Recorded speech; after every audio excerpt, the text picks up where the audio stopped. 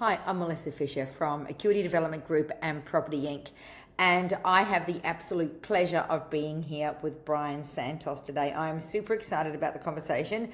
We always have some amazing conversations, but Bryan has a wealth of knowledge to bring to the table and to any conversation. So let's get started.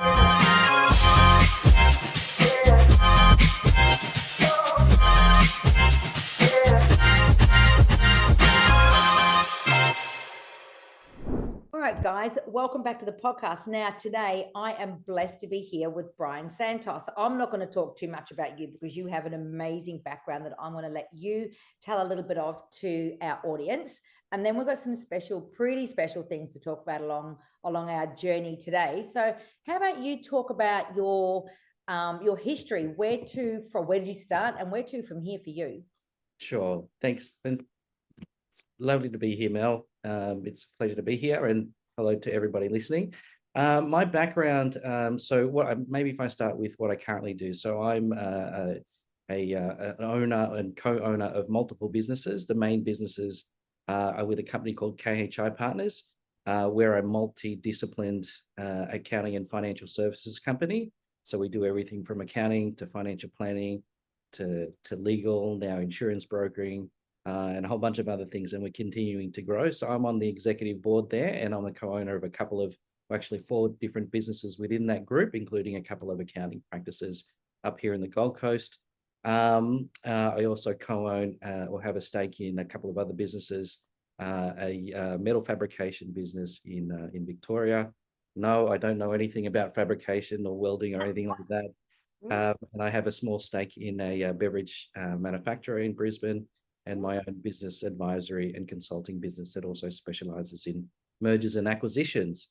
So there's a few things on, but coming back to what you were asking, where did I start? Where did it start? So my first job out of uni was fortuitously with a business coaching and consulting company. Oh, wow. I came with my business degree. I thought I knew everything I needed to know about business because I just did a degree, right? And then I got exposed to the real world and of business owners and their situations in cash flow management and the stresses that come with owning and running and maintaining your own business and building it. And that's where I really kind of got exposed to helping businesses, and I got the entrepreneurial bug ever since then. And I started reading like crazy, and people like Jay Abraham and a bunch of other guys. And I just started absorbing and have actually never stopped learning. I love business, and I guess more importantly, I love people. I love helping people, and that's kind of why I do what I do today. And so I've owned businesses and helped many businesses along the way ever since. So this was back in 2001. So my first exposure to helping businesses. So Amazing. yeah, It's addictive, isn't it? it really is. Helping people is addictive. Yeah. Addictive.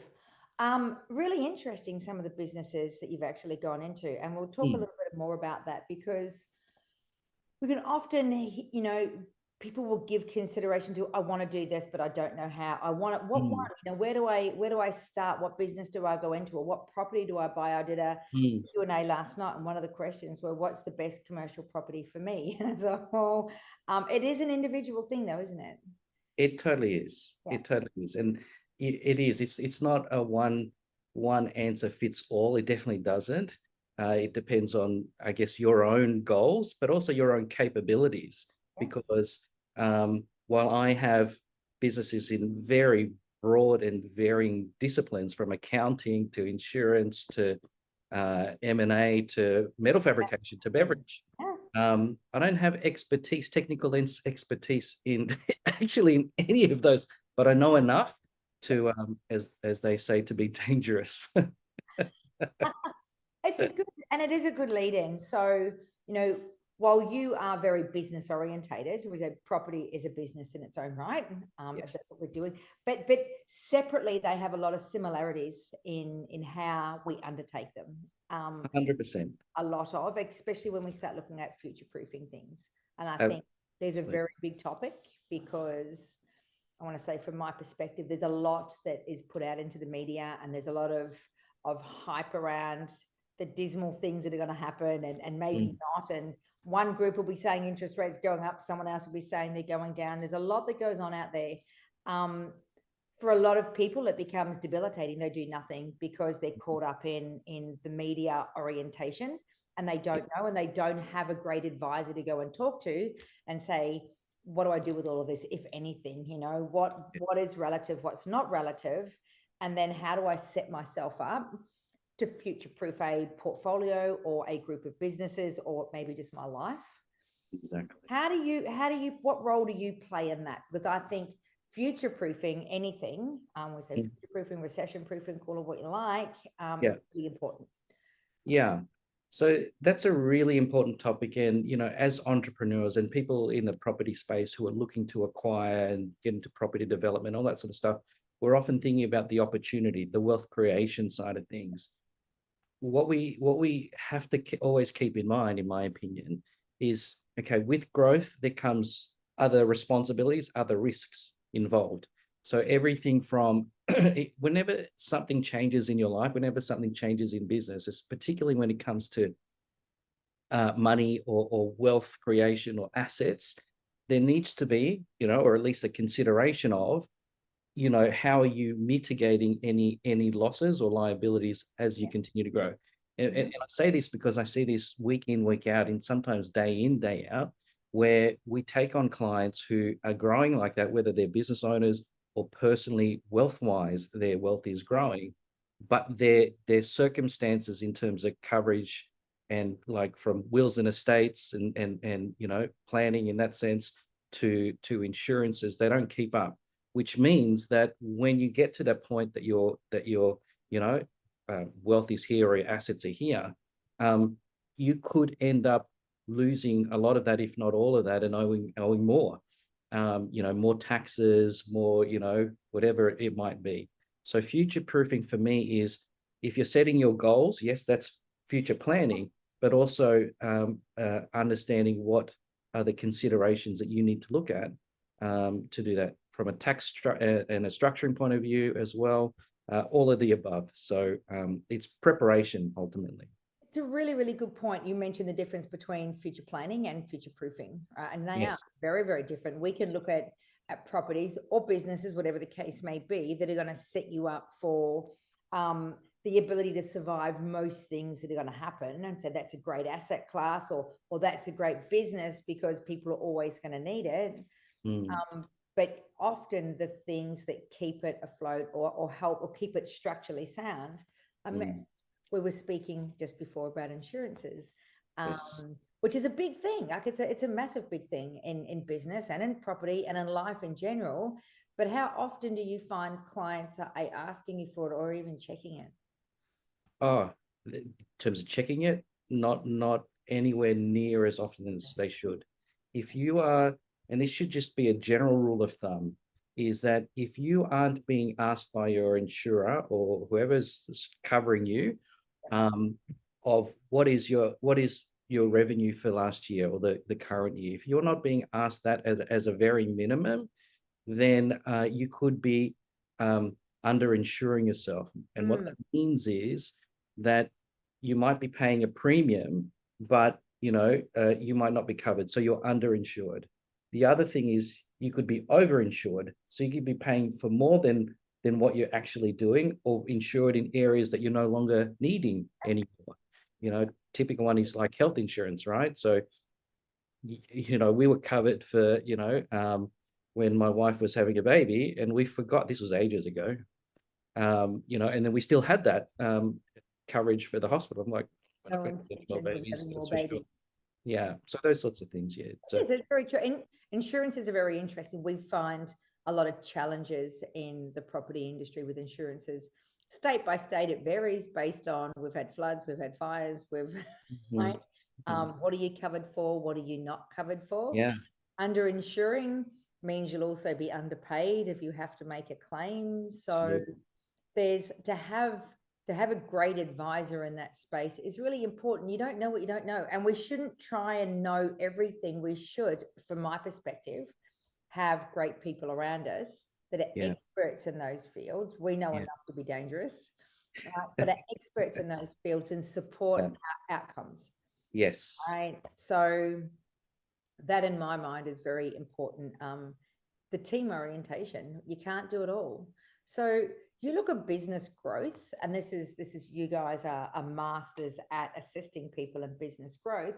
How much is that reliant on the individual versus an entire team? Yeah, that's a great question, actually. How much? Well, it's definitely a combination of both, right? So there in most businesses, there is the driver, the entrepreneur, or the lead of whatever venture you're involved in. And that will happen, that can't happen without someone driving and leading it. I mean, it can, but it never, the real successful business people and property people, there is a lead person, there's a driver driving the whole thing. But as we all know, we can't do things, at least in the long term, by ourselves. We do need the help of a team. And I should kind of point out as well is, while you have your team to help you, it doesn't mean that you should abdicate your responsibility to the expert. In fact, that's the worst thing to do. If you are, and I've done this in property development, right? So I didn't have any experience in property development. I lent on the expertise of the town planner, multiple town planners, multiple architects, and I was asking questions until we were able to find the best solutions. Why? Not because I was the expert, it was because I was driving it and asking the questions to make it happen. So there needs to be the combination of a great team, but also, without you driving it and being in charge of it, I guess that comes back to our point is, there are technicians. You don't always have to be the technical expert. Yeah. But there needs to be an orchestra. Who's the person at the front of the orchestra? That guy who's leading that guy, conductor. The conductor. We got there. Yes, we did. It's a good point that you make, and I like that comment that it's not about passing off your responsibility. It's not. Yes. You have still got to take responsibility for Yes. the outcome. And that's, I think, where that lead comes from, maintaining responsibility, but engaging the experts and getting them to bring what they're very experienced at to the table. It becomes a collective end result, where you've now got all the experience, all the expertise on the table, but it's still your responsibility, right? Absolutely. You're not handing that over to anyone else, because that also means you get to hand over, hey, it was your fault, not mine, right? Exactly. And so this really comes down to being true to yourself and setting those goals and that plan, and being well planned out of why I'm doing what I'm doing, which we spoke about a little bit earlier. I think that is one thing that, whether it be property, business, or otherwise, that a lot of people don't give consideration to. When there's challenges, we take full responsibility for it, but you're also very conscious of why you do what you do, and it becomes that extra bit of motivation, that extra drive behind it to take on the challenges, because they're always there. It doesn't matter how good you are or how good your teams are. It doesn't mean the challenges disappear. It just means you have a lot of experience around you and a lot of expertise to be able to deal with all of that and come up with great solutions and great outcomes. Yeah. But you never give up the lead role. You never give up that responsibility or palm that off onto other people. Exactly. And I just have to say, like, you are a perfect example of that. Your projects, your multiple businesses, and the multiple things that you continually to, get involved in, you are always still the driver, the one who's still conducting the orchestra. And you don't abdicate that. And for that reason, the drive is there, the growth is there, the trajectory is there. Again, you taking ownership of it. And so I think you're a great example, to be honest. Look, I love that, but I love teams. And I'm super blessed to have incredible people around me. I really am. And, and the one thing that I notice out of each and every one of them is when they are empowered to really step into what they're good at, it's not the expectation that everything's right. It's not. Yeah. But when they're empowered to step into that, there's ownership that goes with it. They take responsibility for their role. They don't feel as though they're being constrained by it. And it becomes very collaborative. There's a lot of support that goes both ways, and it becomes a big team effort. But at the end of the day, yep, I love being able to lead multiple things, because for me, it's Yeah, outcome orientated, and we're yes, looking at, the benefits of many, not just the benefits of one, and various different things. But it still means on that tough day when something's not right, you still got to take responsibility, and you've got to step into it the same as what you do on the great days. Right? exactly. It's just what it is. But this is what enables you to grow. If you don't have challenges, nothing changes, right? So you don't actually grow. So we should embrace them instead of complaining about them, to be honest. Absolutely, Yeah, absolutely. yeah. Um, so whilst we talk about having the right team, you guys have you cover multiple aspects of business. So someone coming to you right from the very beginning, going, I don't know how to start, right through to someone coming to you saying, I have a portfolio of businesses and this is where I'm at. I'm Mhm. looking for advice. You can work at either end of the scale. Absolutely, and we do, right? So from mum and dads, individuals, through to startup business owners, to we have multi-billion-dollar family offices, whose businesses and entire portfolios, so property and all that sort of stuff, are so complex and complicated. We do everything in between. So yeah. I mean, I love what you guys do, because you actually do what I say teach, right? What you tell others to do, you're living it. You're actually living proof that it works, it's successful, right? Which is amazing. I think that's really important when you are advising anyone else, is that you live what you advise. Yeah. That's been incredible. So like I said, I love what you do. The fact that you have brought other aspects of business that feed into your organization, Mm. absolutely amazing. But we want to talk a little bit about growth. You've spanned overseas, so I hear. We have, yeah, and we continue to. So, and this is kind of part of it. So, future planning. So, Yeah. when we plan, we can have a goal and a direction, but often, and we were talking about this offline, like often we don't know the how just yet. We just start with what we want, Yep. because we know what we want, because it connects with our why, or there's a congruency there. And for us, growth wasn't just growth for growth's sake, is because we knew that there was potential for us to just make a massive difference to so many people. Yeah. Just and we did. We started in a little Western Sydney practice, through to now being nationwide. I mean, we had clients nationwide anyway, but with offices and premises all over the place now in Australia, but also, as you just mentioned, expanded into London, into the UK. So there's been a couple of acquisitions and more in the pipeline, and before too long, will probably be bigger than Australia, because of the opportunities there. So it's exciting over there, and one of the other goals is, I'm not sure if I meant to mention this, but anyway, we will, into New Zealand. Ooh, Mhm. don't tell anyone, hey? I won't tell anyone. So that's The our reason why I bring this up is, and it's really interesting, because I look at a lot of people that go into, whether it's business or they're going into property, they don't give consideration to impact they can actually have, right? And look at growth for, I don't need any more, and I've done enough, or I've got enough, and the support's my family and my why, and all of Yeah. this. Yes. Maybe Yeah. not. Let's talk about that one, right? But Yeah. when you get to look beyond all of that and say, what's the real impact we want to have? Like, where is, because our why expands as we do, right? Yeah. And you start, I'll almost say you grow into what your why is, right? You start to learn more about it and understand it more. And when you Yeah. can see the impact you can have beyond directly in front of us, or within the boundaries of a state or a country, and look at a bigger impact, it's a pretty incredible place to play in. But the reality is, when it's structured well and you've got the right people around you, it's not putting any more on you if you're Yes. playing the right role.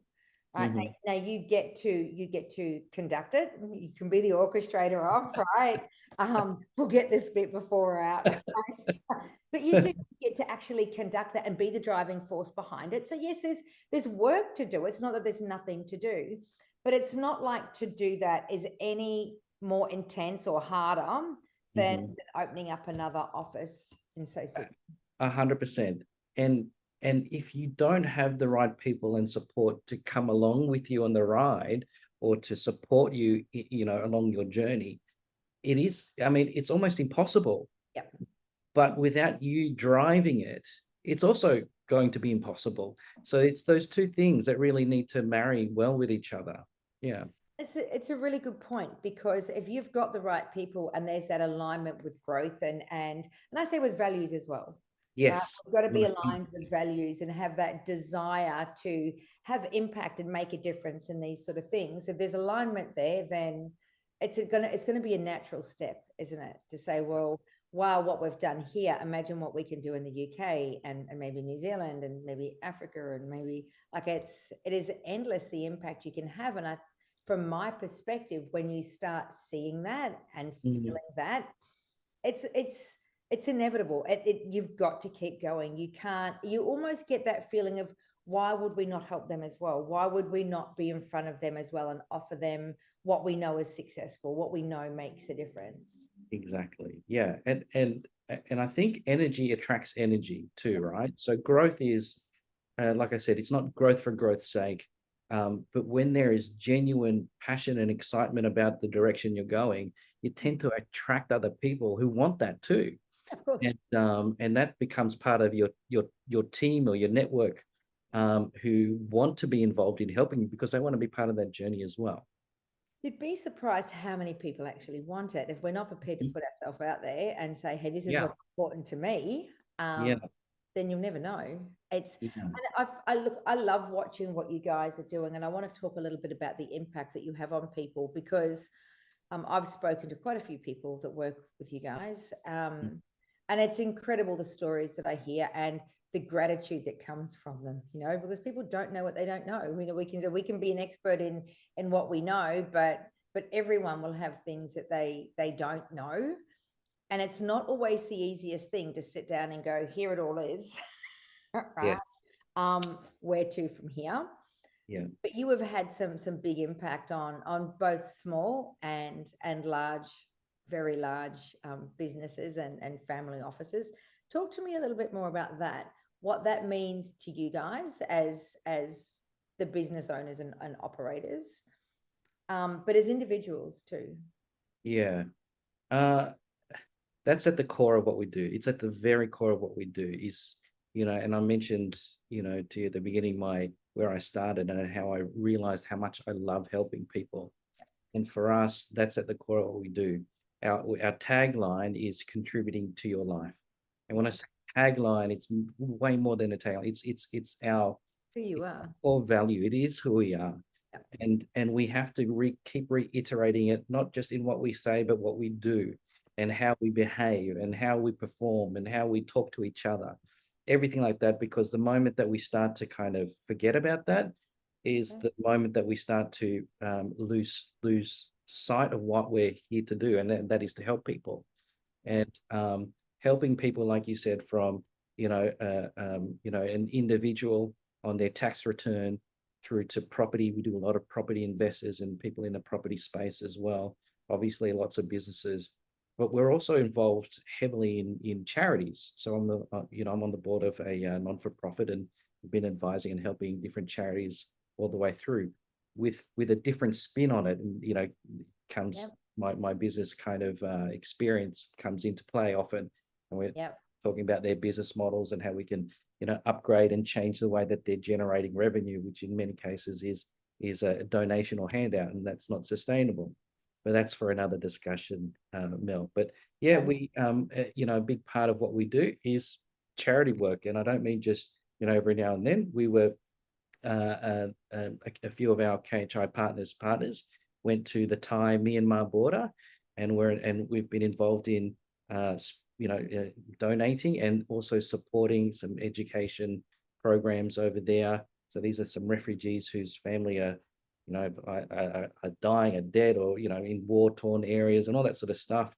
And medicals, supplies, and we've been building schools in Bangladesh, water programs, wells in Kenya and Tanzania. There's all sorts of stuff, and this is what we're actually involved in as individuals in our group, and even some of our team, like our colleagues. We call our staff member colleagues because we're all kind of in the same boat here.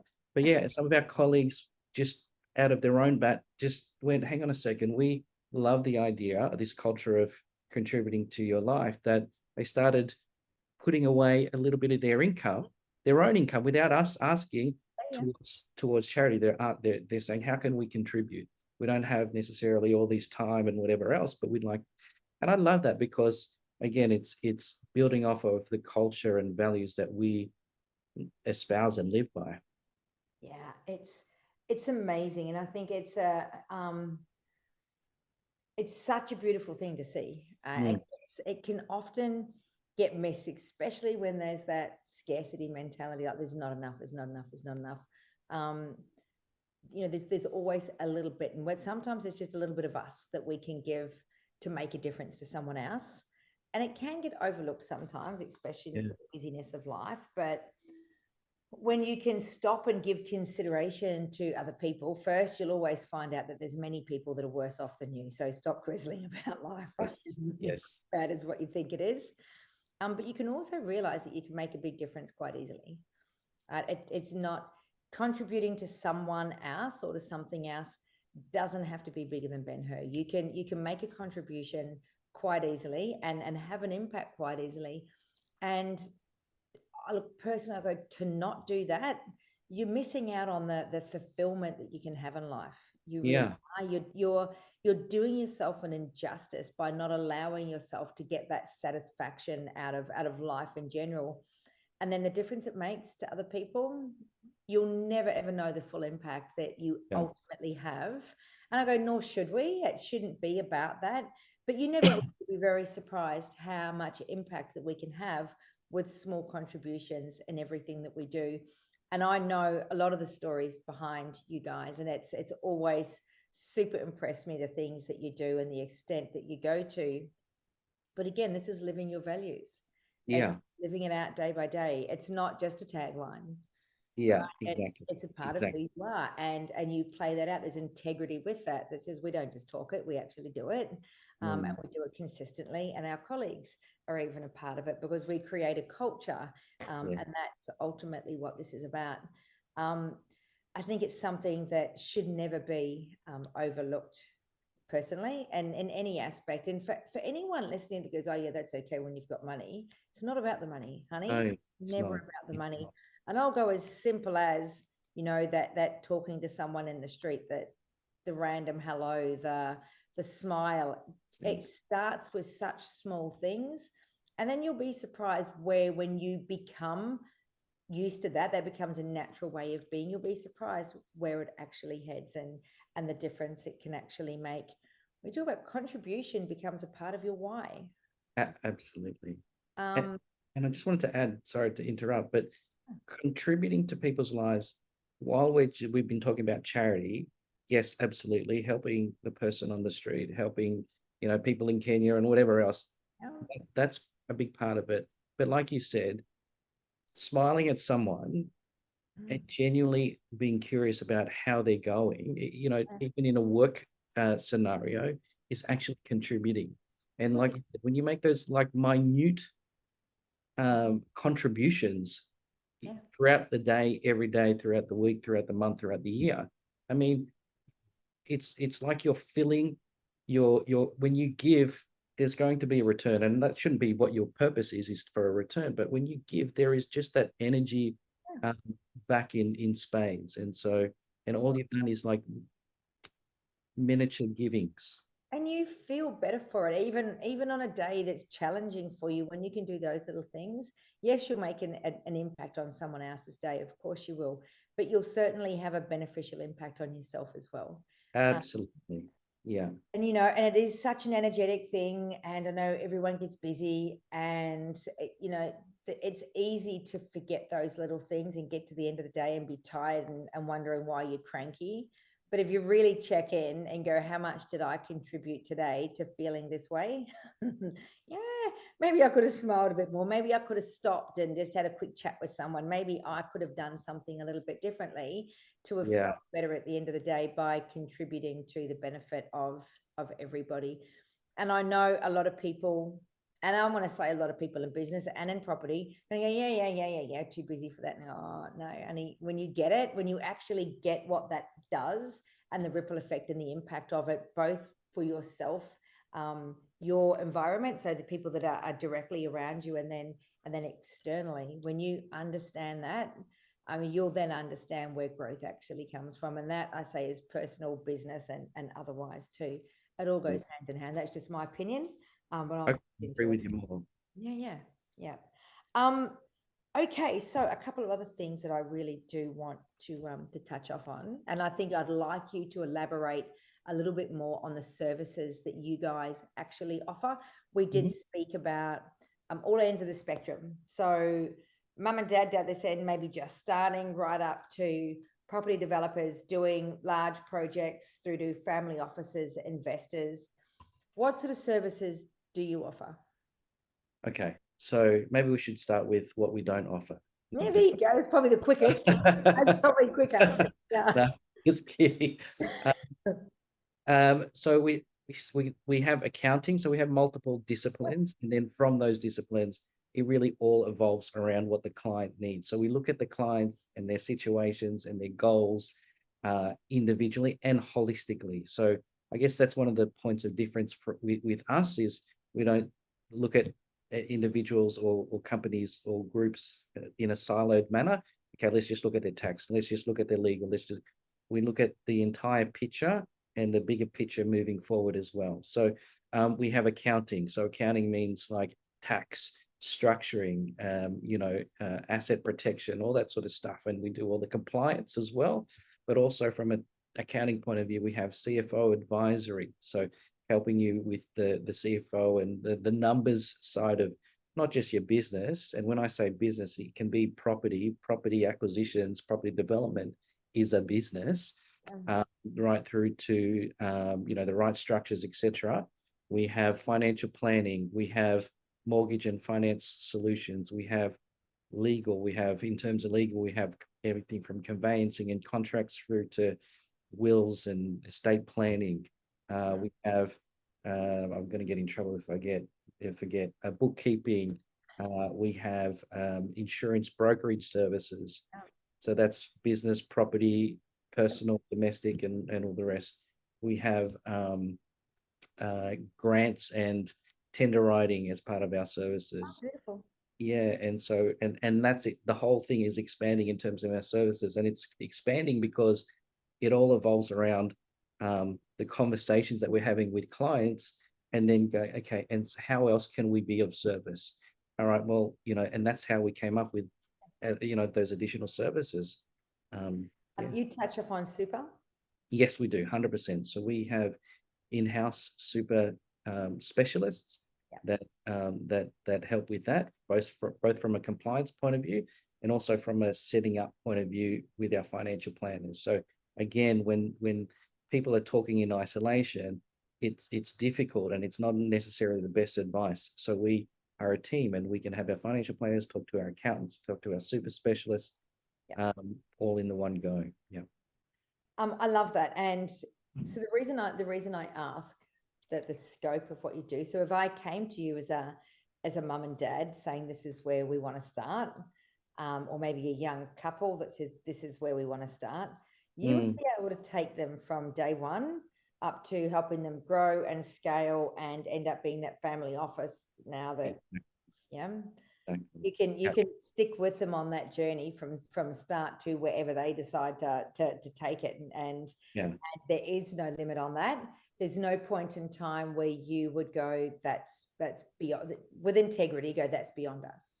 No, exactly. And so we are specialists in a lot of areas, but we're definitely not specialists in everything. And when that's the case and it's beyond us, absolutely, we put you in the right direction. I mean, we are well connected anyway, but we won't pretend to know what we're talking about if we don't. That's part of, I guess, our values and integrity. Okay, absolutely. I do love the fact that you can take people from start, and I say start to finish, start to wherever they want to go. And without any disrespect to any organization, a lot of organizations will cap out and go, we can't take you all the way. Yes. And then it's very challenging for people to go, I know I need to change. I know I need to go beyond here, but how do I do that? Now I'm really uncomfortable because I've been with them forever. And but there comes a point in time where if it's not serving you, you have to be able to move on. You need to get the advice and the strategies to grow. So you keep doing what it is you want to do and what's true to you. You help in that process of transitioning people from one organization to another, whether it be in part or in full? Yep, yep, absolutely. So both from a structuring point of view, and we talked about future planning and future proofing. So that's a big part of it, is ensuring that structure wise, legally wise, all that sort of stuff, we're moving in the right direction without exposing ourselves too much.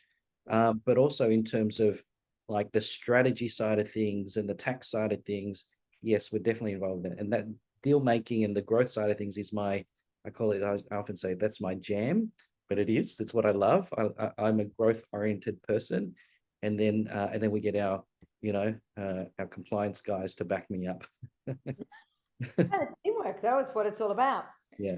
I've got a question for you. Property development, right? Because Yes. we love it. It does amazing things and we get to create some incredible outcomes.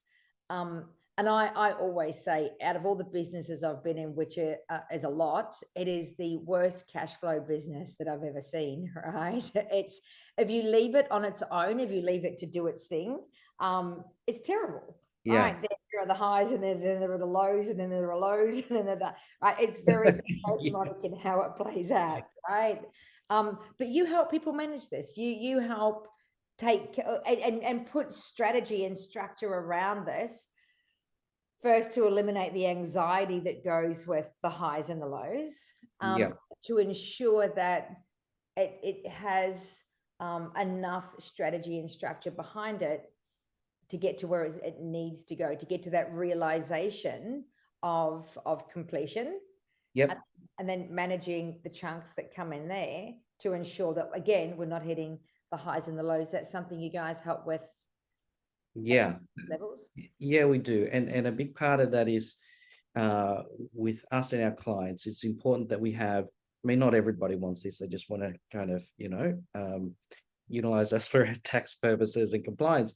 But more often than not, people will really lean on us for like that soundboarding, if you will, and that regular strategy. So we do have clients that we meet up with on a regular basis as part of our services, where they say, hey, here, and part of that is setting the budget, and then making sure we're okay where are we at after 1 month, after month 2, based on our plan, based on our cash flow situation, all that sort of stuff. Yeah. Because cash flow management is actually a skill. It's an art as well as a science. And anyone in business, who's been in a small business, knows the stresses of of cash flow. And so that is something that we can say that we because we go through that ourselves. I've gone through that, and being helping thousands and thousands of businesses over the years between us all, we understand. And so yes, we go through that process from where to go and guide you through that as well. And I've got to say, it's great when you've got someone from an objective perspective looking at it for you, going, that's not as bad as what you think, right? Yes. Because in the moments, if that's what you allow, it can become very challenging, and you can miss some of the opportunities and some of the benefits and ease of being able to manage this. Like you said, it's an art, it's an absolute skill. So to have someone look at it from an objective perspective and say, hey, hold on a sec, this is what we need to do, or here's what we need to the dial, and these are the few tweaks that need to be made, and you're back on track again. And it's not as bad as what I think. It can really seriously reduce a lot of needless stress that goes with business 100%. operation. And I would go as far as to say the majority of our stress in life comes down to financial stress, especially if you're in your own business or when you're involved in property development. If you had that bit sorted, the cash flow side of things sorted, or to a degree where it was less stressful or manageable, I think a lot of the other stress will be alleviated. Oh, absolutely. And it's a really valid point, because it's true, right? That's life, that's business, that's in everything. I think it creates so much stress because as I say, as humans, as individuals, it is our first currency, Now, it doesn't Yeah. mean it's our only currency, but it is. So we relate everything back to the dollar. I Yeah. can't have without, I can't do without. This is a construct that we get caught in. And, Yeah. I'll go and say it's such a lack mentality when we're looking at what we don't have, and it creates the stress and anxiety that goes with it, in preference to looking at it from a growth mindset that says I actually can, if I can put some structure and rationale behind it, I can have that and I can do that and I can create this. It's a very different way of looking at things. Yeah. But the dollar is everyone's primary currency. It's what people trade in. And Yeah. I do find it, and I say I find it amusing. I do, because we go back many, many generations to the days of trade, where the dollar wasn't the primary currency, and we still traded in things like vegetables and services, and way back, way back then, before checkbooks even. Back in Check those the days. name. But we lost the art of negotiation. We lost the art of being able to do things without the first point being, I've got to buy it, I've got to pay for it. And I relate this to property every day of the week. I work with people that say to me, oh Mel, but I want to do this, but I've got no money. And you go, oh, that's not a bad starting position. At least you're not in debt, right? Let's look at it from this perspective. It could be worse. But instead of being able to go, okay, I just throw money at it, first you've got to get smarter. So you've got to know more, right? You've really got to be prepared to learn. This puts you in a better perspective. You got to be prepared to negotiate. You've got to be a communicator now, because you can't just throw money at it and say, I want it, I'm going to buy it. So it's not always, having access is not always the best way to be, if it means you haven't honed those skills of negotiation and trade, and looking at things from a different perspective, and knowledge and wisdom prior. I think they all go hand in hand. If you can master that side of it, the wisdom and knowledge and negotiation and communication, then that puts you in a lot better position to manage the financial side of it as well. Absolutely. Out of balance, and it's a lot more stressful. Yes, absolutely. Yeah, definitely. So I've got a question, because we were talking about charities before, and I have this conversation with a lot of people, and a lot of people over a lifetime. And you'll often get asked, why do you do what you do? Right? Why do you do what you do? Why do you go and do charity? You don't have to. And you go, no, I actually don't have to. It's true, I don't. But I choose to, and that comes back to our why, our contribution, right? The other question I hear that a lot, and people generally resonate with that one. The one that I find more interesting when I hear from people is, but why do you want to make more money? Why do you take on another business? Why do you need to make, don't you earn enough? Isn't that just, and this comes down to the greed factor, right? Yeah. Of their inability to see past a dollar figure, to see the impact you can actually create. If you're prepared to give a little bit more, make a little bit more, what difference can I make? How do you see that? That's really interesting, because, if you look at achievers, people who are real achievers in life, and, I'm talking about big ones that you might see on TV and the news and all that sort of stuff, that question might, I'm sure would come up, like, why? Like, you've already got more than you like 10 generations, spend. Why? Why is it greed? But and this comes back to, I think, our earlier conversation about your why. And often we don't know, we don't have it clear in our mind, or we can't articulate it, but deep down inside we might know. And in many of those situations, that why, especially for people who keep wanting to grow or achieve more, is because they have the potential to, and they know that they can. And so part of their why is making the most of themselves while they're here on this planet, perhaps. And I know that's, part of my why as well, me personally, is that I know I can, not just from a business point of view, but I know I can help so many people, like so many people. And if I don't work hard, if I don't do the stuff that I'm working towards, then I'm missing out on helping a lot more people than I really can in this lifetime. So yeah, perhaps that's a big part of it for some people, and then for other people to not understand that or acknowledge or see that it's more than just the money, and so that's why those questions might come up. Well, you've got more than you need. Why do you keep going? I remember it's quite interesting because I go back a lot of years now, and clients that I've been speaking to, and they're like, oh yeah, Mel, but I'm okay to just earn this. And I went, okay, well, that's entirely up to you if that's all you want to earn. But I've got a question for you. If you earn 5 times that, and at that point in time, we were talking a couple of $100,000, which back then was a lot of money. But if you could earn 5 times that, what impact would you have? Like, what would you actually do if that was not an issue? Like, what would you actually do? And it was a life-defining moment for him, because he just went, holy hell, I hadn't even thought about it. Like, I'd never looked beyond what I need. Yeah. And he goes, this is kind of what we need for the lifestyle that we want. Because I hadn't actually got beyond that. And he said, we do good things. I work with kids in life saving, and I do these things in my community, but I hadn't really looked beyond that to go, shit, if I can use the skills that I've got and earn a huge amount of money, then what can I do? Like, what impact can I have? Like I said, life defining moment for him. And it always intrigues me, because it's one of those things that I look at business and property and say, this is what it enables. It enables those profits, that income that it generates, that enables you to do the things that are really important to you, which is not going to be sitting there looking at feasibilities or balance sheets every night. It's going to be going, what's the next charity we want to get involved in? What impact do we want to have in this country? Like, what difference do we want to make in this arena?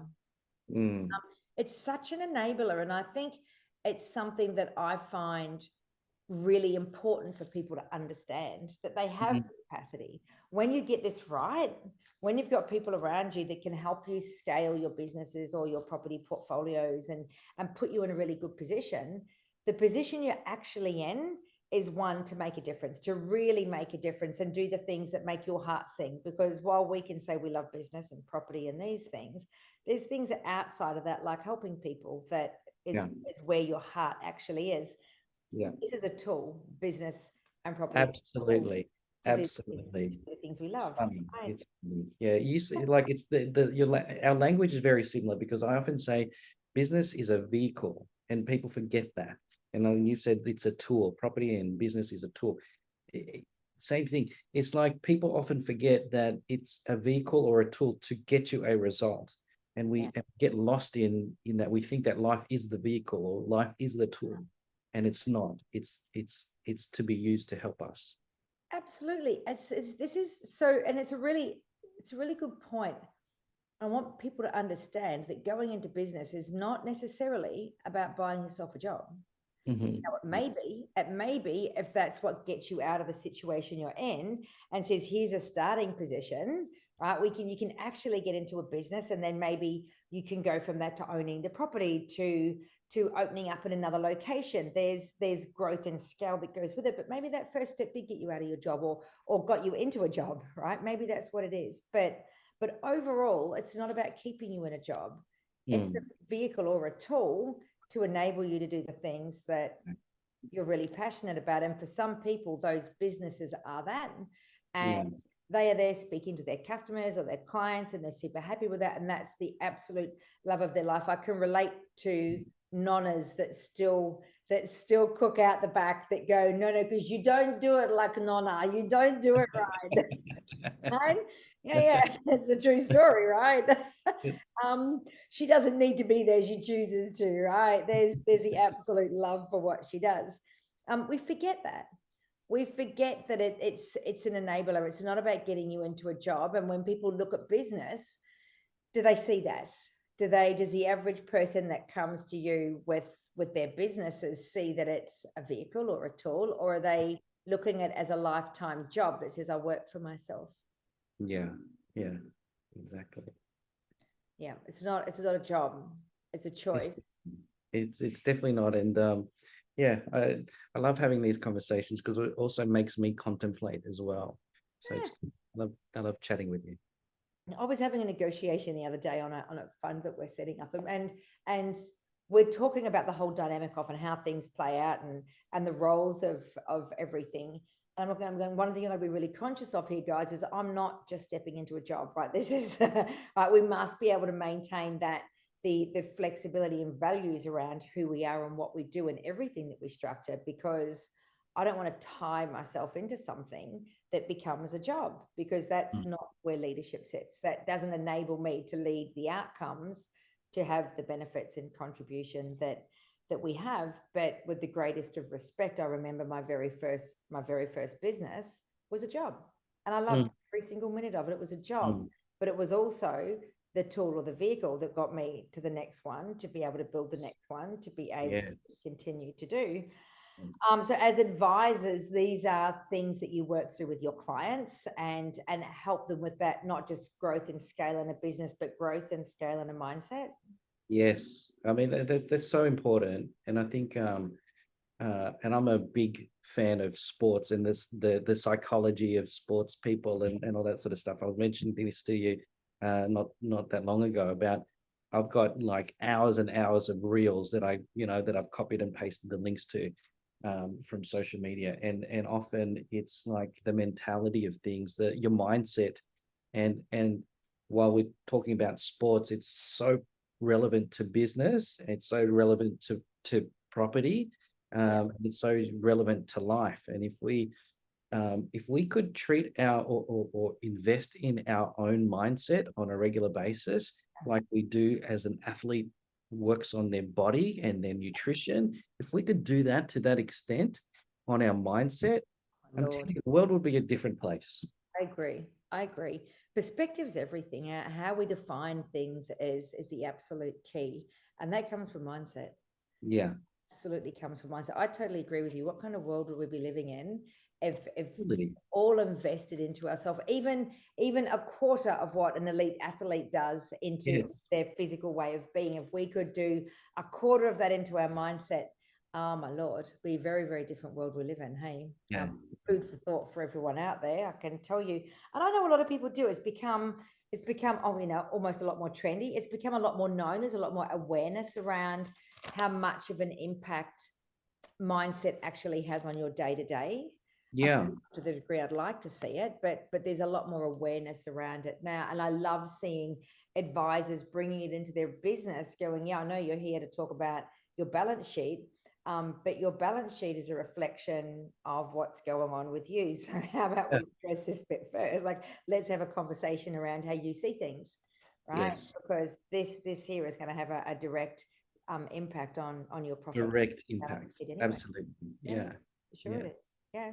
I love it. So intertwined, isn't it? It is. So sequencing is important. We can't start at step 3. We need to give consideration to step 1. Yep. Yep. And I love that term, because sequencing is essentially the ordering of things, the priority. And even as we talked about mindset, I think if that's forgotten in the early stages of your priorities, the other stuff won't happen, or it won't happen to the degree that you want it to. So sequencing is definitely part of that. And also sequencing in terms of, we're talking about setting up businesses, or, going into property development. If those steps are kind of, like, for example, I know that there'll be people who'll say, oh, you want to develop a property portfolio, you want to do this. Okay, what you need, how the rich people do it, is they have all these structures, they have all these entities, You end up spending like tens and tens of thousands of dollars when you don't need to right now, because it's the wrong sequence. You've done step 10, and you've spent all this money to create all that sort of stuff, when really we just need to do steps 1 and then 2 and then 3 first, and then eventually we'll go. And then that's where I think a lot of people go wrong. Do you think that comes from that I want it now, I want it, the impatience that we have, that desire to go, yeah, Bryan, I get it, but can we just get moving? Because at times can, like, step 1 to 3 feel like we're not getting traction, we're not actually doing something. Because back in the beginning, you mentioned we're working on our mindset first. We've got to get ourselves sorted to be able to do what we're going to take on and do it well. We've got to work out our why. Why are we doing this? Because if we don't understand this, then it's kind of like, what's the point? It's almost like, throwing darts on a really windy day, a little bit of guesswork that's going on there. So we can feel as though we're not getting a lot of traction when we're undertaking that the first stages of it. But I know we've spoken about this. You can't underestimate the impact that getting that right actually has. Yeah. People want to go, let me hit step 9 because I need those structures, and if I just do this and I just do this and I'll throw some money at it, will be right. Yeah, absolutely. And I think also part of that, yes, is what you said, is the wanting it now, right? Wanting the instead of delayed gratification, we want the instant gratification in this day and age with social media. We want the answers from ChatGPT now. ChatGPT, tell me the answer to this. That's definitely part of it. But I also think that again, we use the word future planning or future proofing. That's got to be part of the sequencing process. Because if we, again, coming back to the example or the analogy of as we're growing, if we're not keeping up with our protection of our growth, and when I say we're here and our trajectory is like that, if we protect ourselves in terms of insurance and estate planning, and we're only here, then we're overinsured, we're overprotected, and we're overspending, to be quite honest. And then when cash flow comes into play, you're going, oh no, what do I do? And so I think part of it is having the right team who know what they're talking about, who aren't just telling you what you want to hear, but from experience and professionalism, because again, that's a big part of it. Is you might get advice for, to do stuff that's down the track when you don't need it, because there's more money in it right now for the professional. But yeah, again, that's part of the integrity that with the people that you choose to work with. It is, and it's also, we don't know what we don't know. Yes. Right? So people come to advisors for a reason, is to get the sequencing right, to actually get it right and be put on the right path, and then supported all the way through there, because you don't just go through it once, do you? It's not like a no. Yeah, done that. I'm sorted. No. Oh, but was that easy? How was that easy? Everybody would do it, right? Yeah. Do you handle large amounts of money, like some serious amount? You advise people on large amounts of money and large transactions. Again, it's an art in itself, isn't it? Being able to understand the flow of, manage the diversification of large amounts of funds as they come in. Big part of what you do. Yeah, with the advising of money, that's really where our financial planners come into play. They're the ones who have the financial services license or authorized representative licenses. So actual financial advice comes from our licensed people.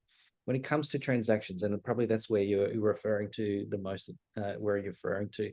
So property acquisitions, business acquisitions, business sales, property sales, and that's where there's, they usually are biggest chunks of cash coming in and out.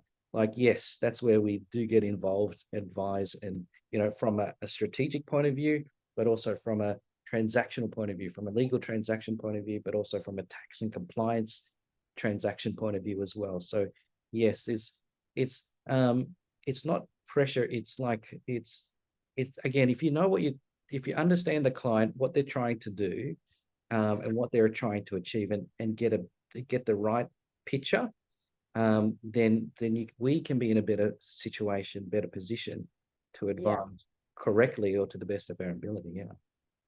I remember quite some time ago, and it was a property that we were purchasing, and we had conversation with the vendor at the time, and we were talking about delayed settlements and the effects of.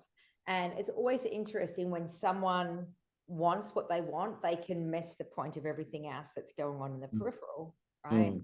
And getting them to a point to go, speak to your accountant,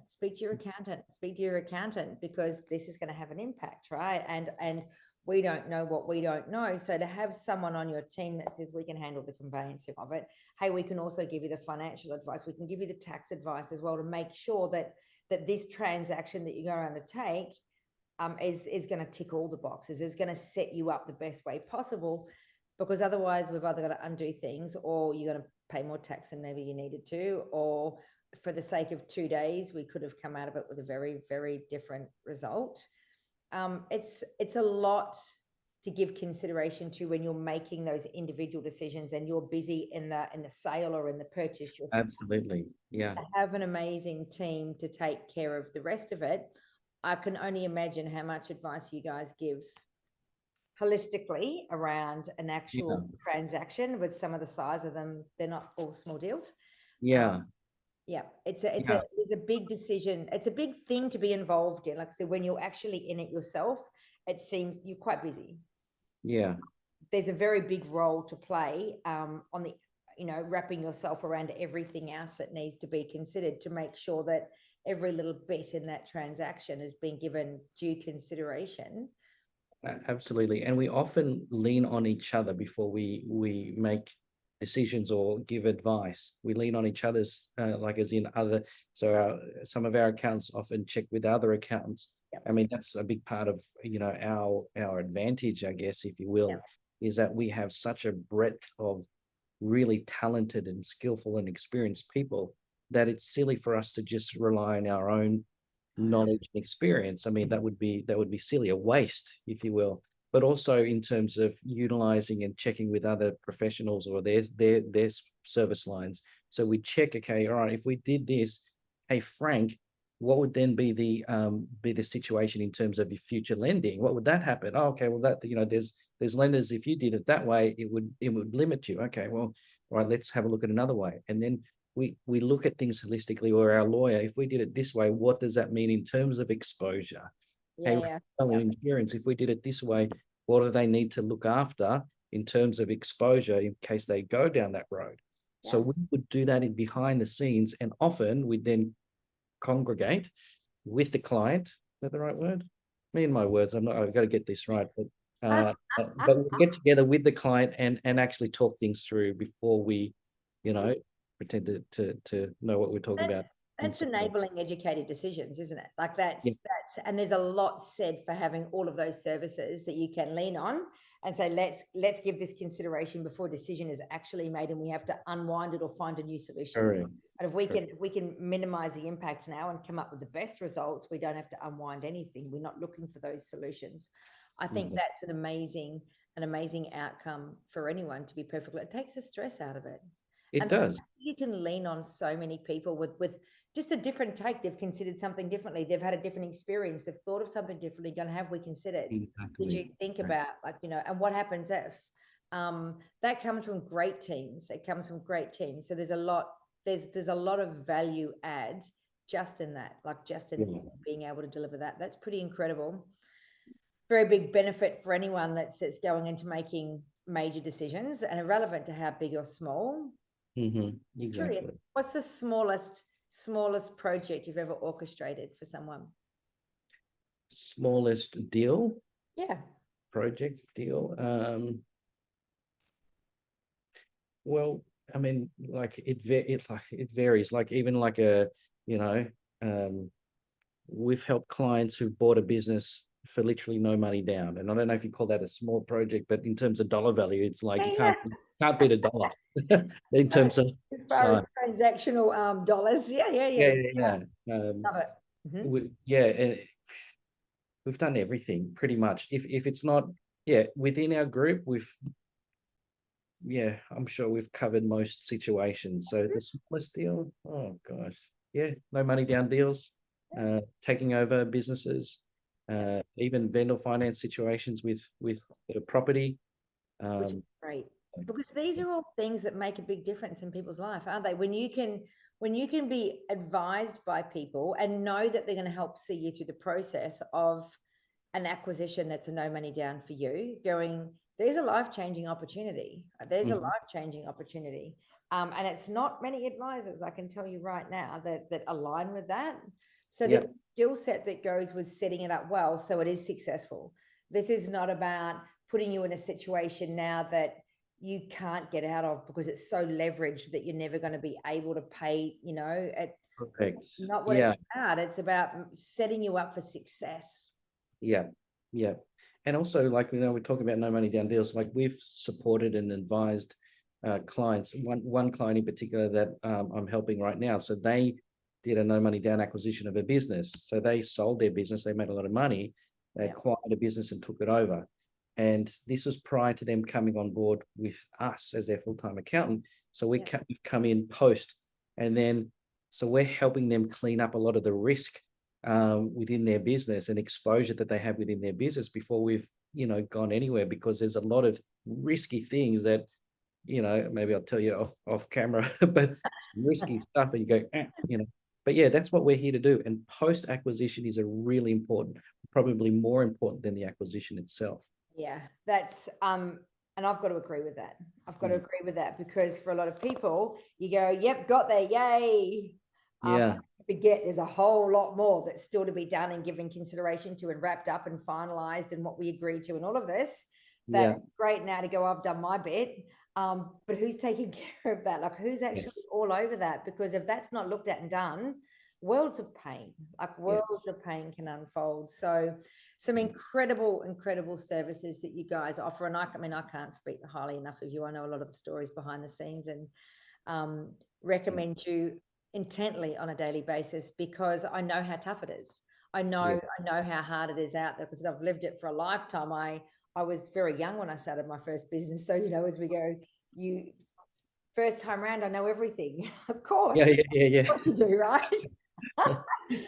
Wasn't game enough to tell myself otherwise in the moment. However, but I've lived it for so long that to find, and I say partners, to find advisory partners that have the level of expertise and the level of services and the integrity and passion behind it, it's not easy, right? It's not easy to do, especially in these industries. So I love you guys. I love what you actually offer out there to communities and to people and to businesses and individuals alike. It's very exciting. And I've got to be honest, I'm very excited to see where you guys take it, because like I said, you walk the walk, right? So growth is a big thing that you're doing, and impact is an incredible thing you're doing. I'm very excited to see how that expands and how that plays out for all of you. And I'm sure that you will be happy enough to share that with us as things unfold and absolutely, and differences made and impact had. We've got a boot camp coming up. Yes, we do. March, don't we? You're coming along, aren't you? I am. Yep. I'm so excited, because we've got some really cool topics to be talking about. And I think we were chatting a little bit earlier about when we say recession proofing or future proofing portfolios and lives and all of these things. Businesses that I say recession proofed because they withstand pretty much anything.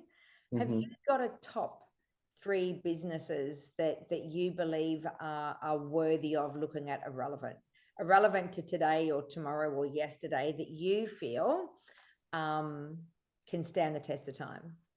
Yeah, that's a great question. So I mean, different people look for different things, obviously, in terms of criteria and what's important to them.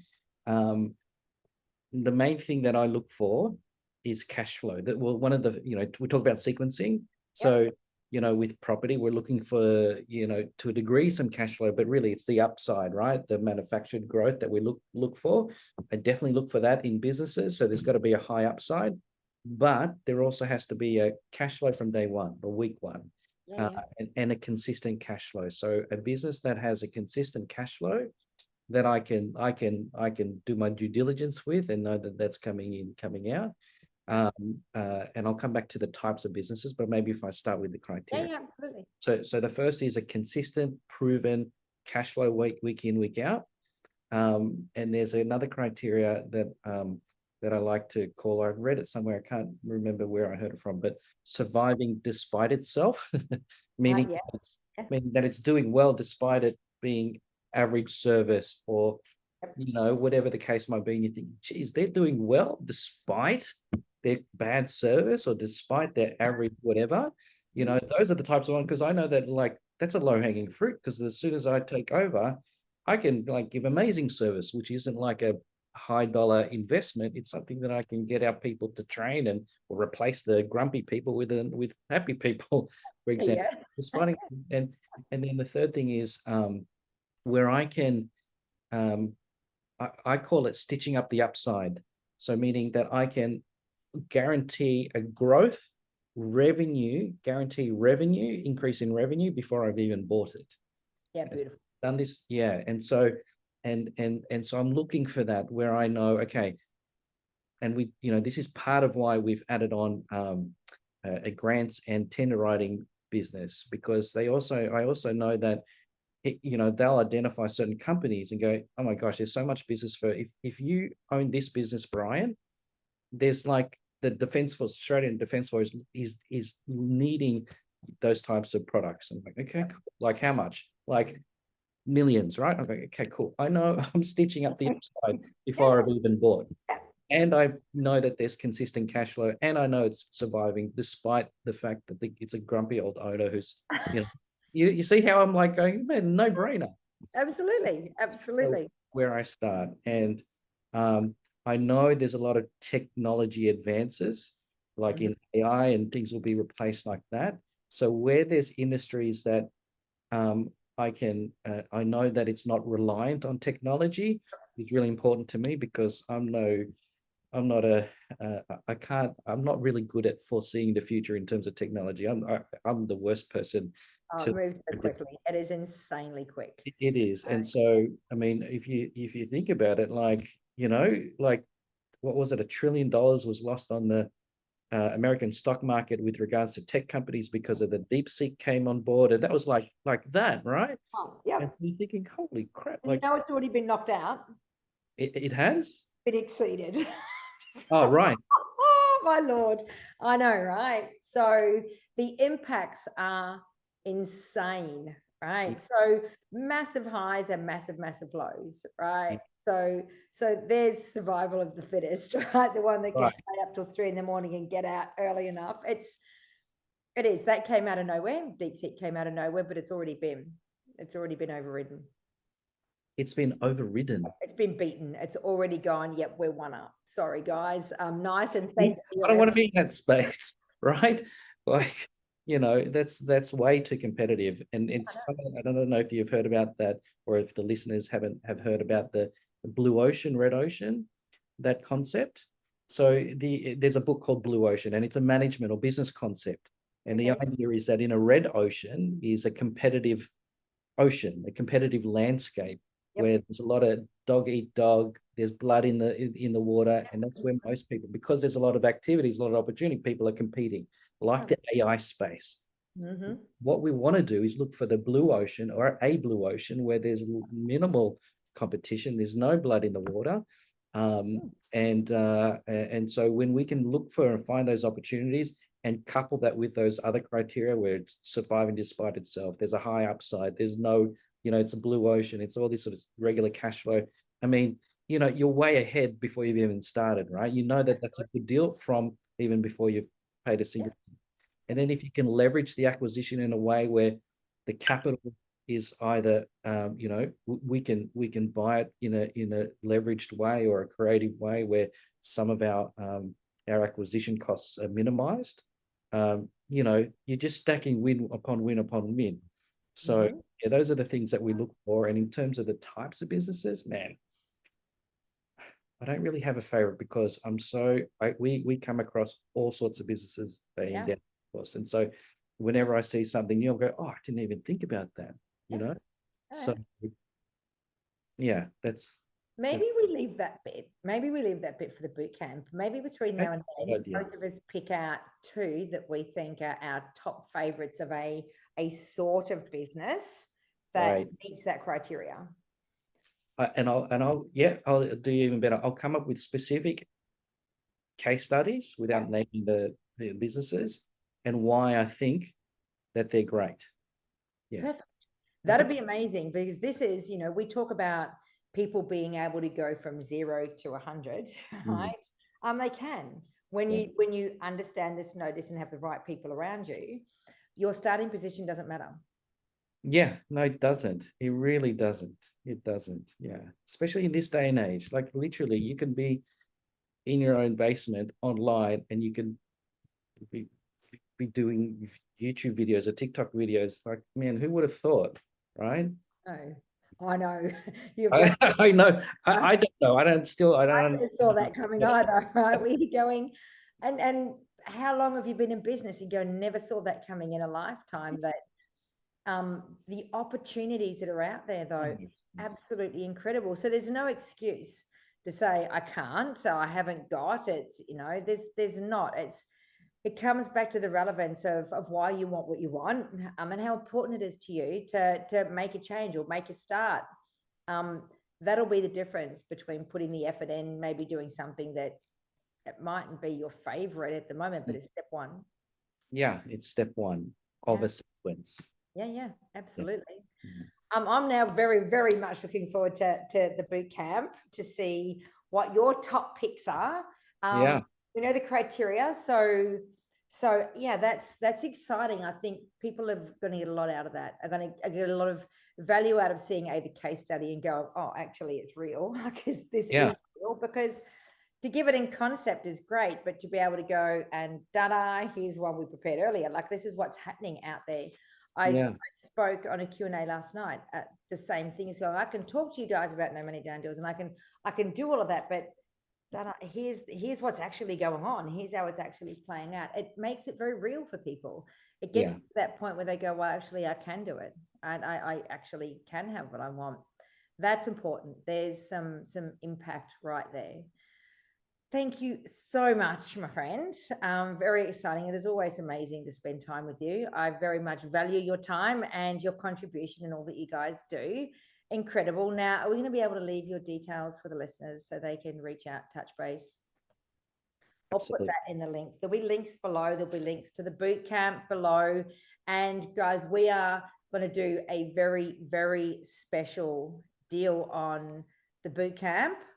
And for everyone that buys off the back of this, they get the Commercial Investing Academy for half price. And that is an expectation that they listen to that and then come and speak to you guys and go, okay, now this is what I'd like to be able to do. I need some advice. I need to take step one. It would be really, really good. And you'll be at the boot camp, so you'll be able to, people will be able to book a time with you for in the future to catch up with you guys and your team and get future advice and bring their, whether it be portfolio or businesses to you for a little bit of a health check maybe and see what we could do differently. Absolutely. Incredible. A whole lot of information will go in links below so people can reach out. A lot about the boot camp, how you can get hold of our team as well. Any questions, guys, just leave the questions in comments and one of us will get back to you. Thank you very much, my friend. I will catch up with you in the very, very, very near future, the next couple of days, actually, about a whole lot of other stuff. Big thanks for you and your time. Big love to you and your entire team. If I don't physically see you beforehand, I will see you in March. I look forward to that, but let's chat soon. Thanks, Melissa. Very, very welcome. You're very welcome.